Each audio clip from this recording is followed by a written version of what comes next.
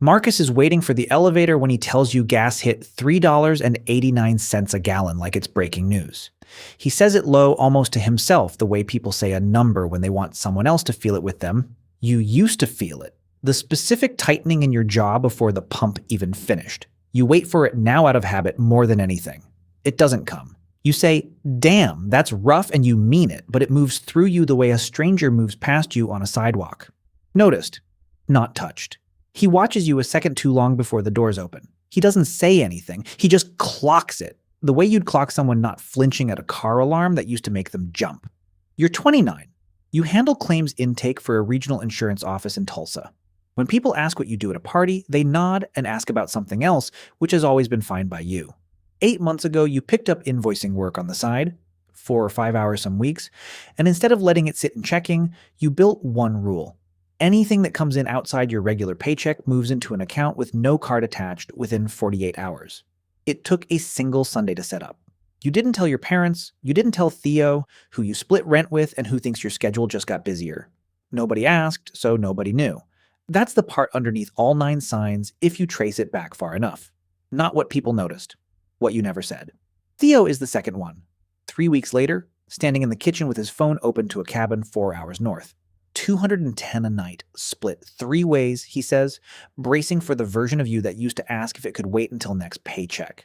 You say sounds good before he finishes the sentence. He looks up like you'd answered a different question than the one he asked. You don't notice yourself doing it. He does. Isla is the third one, and it takes her longer to say something because it isn't one moment. It's the absence of 100 small ones. She used to send you coupon codes before you bought anything worth mentioning. A habit from when you'd both split the last of a pizza rather than order 2. In October, you buy a jacket and don't ask her to check if it's cheaper anywhere else. She finds out weeks later, not because you told her, but because she sees you wearing it. When did you stop caring what things cost? She asks, half joking. You don't have a real answer, so you give her a joke back and she lets it go, but she remembers asking. Noelle calls in November. Your cousin, 22, 3 semesters from done. 600 short on tuition with a deadline that isn't moving. She talks around it for a while before she says the number, the way people do when they're embarrassed to need something. You tell her it's handled before she's finished the sentence. You don't ask when she'll pay it back. You send it that night, no note, just her name and the amount. She calls you crying 20 minutes later, and you don't fully know what to do with that because for you it was a transfer that took under a minute, and for her it was the difference between finishing in December or not at all. You sit with that gap longer than you sit with the $600. The money was never really the part that moved.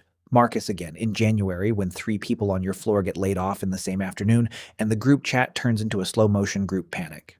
Everyone's guessing who's next, refreshing their portfolios, doing the math on how many months of rent they've got sitting and checking. You read it all and go back to your claims queue. How are you not losing it right now? Marcus texts you directly, not the group. You tell him you don't know, which is true, and also not the whole answer, which is that you did the math a long time ago and it already came out fine. Dana calls in February. A recruiter you worked with 2 jobs back, with an offer $11,000 a year higher and a title with the word senior in it. You say enough to get invited to see the office, and you drive over already running the numbers before you're on the highway. The building has a parking garage instead of a lot. You sit in the visitor spot with the engine off long enough that someone walks past you twice, and you realize you're not doing the money math anymore. You're doing a different one. 40 extra minutes a day, round trip. That currently belonged to nobody but you. You start the car and leave before you go in. Dana calls Monday. More confused than upset. You drove all the way out there for nothing, she says. You tell her you drove out there to find something out. And you did. Just not what she was hoping for. She doesn't really understand the answer. That's fine. It wasn't for her. Kayla notices in March at brunch when the table starts doing the thing it always does, comparing what everyone paid for their flights, their rent, their weekend. You used to be good at that game. You realize halfway through the conversation that you haven't said a number the whole time, and neither has anyone asked you to because you stopped offering them a long time ago without deciding to. Kayla catches it after everyone else has moved on. You used to love doing that math out loud, she says. You shrug. You still don't know exactly when you stopped. Omar notices something smaller in April, something he can't quite name until he says it out loud. You stopped parking in the overflow lot. For 2 years, you left 20 minutes early to grab a free spot instead of paying for the garage across the street. One Tuesday, he sees your car in the garage and doesn't think about it until he sees it there again the next day, and the day after that. It's not the $4, he tells you later, half laughing at himself for even noticing. It's that you stopped needing to think about the $4. The ninth one isn't something anyone notices about you. It's something someone finally asks you, directly, and you realize you don't have an answer ready. Renee from HR is walking you through a benefits form in May, and somewhere between two drop-down menus she asks, almost offhand, "So how much do you actually have saved between everything?" You open your mouth and nothing comes out because you genuinely don't know. You haven't looked in months. That night, you open 3 different apps and have to reset 2 passwords, which is its own kind of answer. You make coffee and forget to drink it. You add it up the slow way, on a notepad, because you don't trust yourself to do it in your head. Checking. The account with no card. The 401k that comes out before you ever see it. The invoicing money that's been quietly compounding since that one Sunday 8 months ago. $61,300. It isn't a number that turns heads at a party. It's higher than you expected by enough that you check it twice to make sure you didn't miss a decimal. What sits with you isn't the total. It's that 8 other people had already noticed something was different about you before you'd thought to check for yourself. Marcus finds you by the elevator again in June. Quieter than the gas station version of him, the way people get right before they ask for something real. "I want to actually start doing whatever it is you're doing," he says. "I don't really know where to start." You almost laugh, not at him, at the shape of the moment. The same guy from the elevator, the gas prices, the group chat panic, now asking the question directly instead of performing it at you. You give him the unglamorous version. Pick a number, even a small one, move it somewhere you can't see it every day. Don't touch it when something scares you. Do that for longer than feels reasonable. He nods and doesn't write any of it down, and you don't know if that means he won't do it or just that he doesn't need to.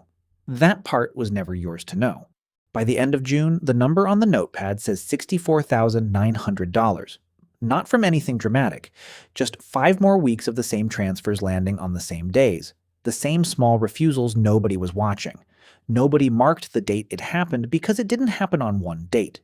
It happened in enough unremarkable ones that the stack was just there one evening and you were the last person in the building to have counted it. A new hire is waiting for the elevator in July, telling whoever's nearby that her renewal quote jumped $90 a month like she's still deciding whether to believe it. Marcus is standing there nodding, saying that's brutal, and meaning it, not noticing yet that it doesn't land the way it used to. He doesn't catch it. You do, from 3 feet back, because you remember exactly what that not noticing looks like from the inside. You don't say anything.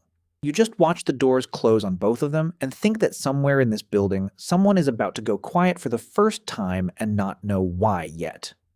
Nobody will point it out to her. Somebody else will just notice the way people always do long before she does.